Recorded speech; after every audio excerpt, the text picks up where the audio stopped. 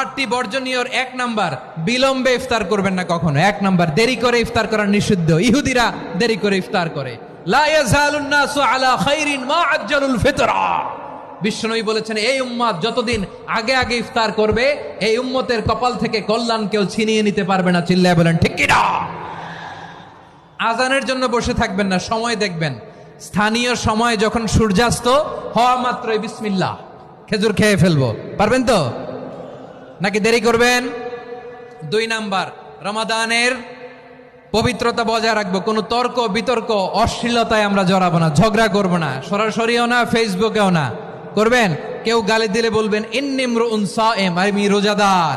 আল্লাহর হাবিব শিখিয়েছেন, কেউ যদি তোমার গালি দেয়, কটু কথা বলে, অশ্লীল কথা বলে, রমজানে তুমিও বলতে পারবে না। তুমি বলতে পারবা ইন্নী ইমরুউন সায়েম, আমি রোজাদার। আজকে থেকে নিয়ত করেন, রমজানে কেউ গালি দিলে আপনি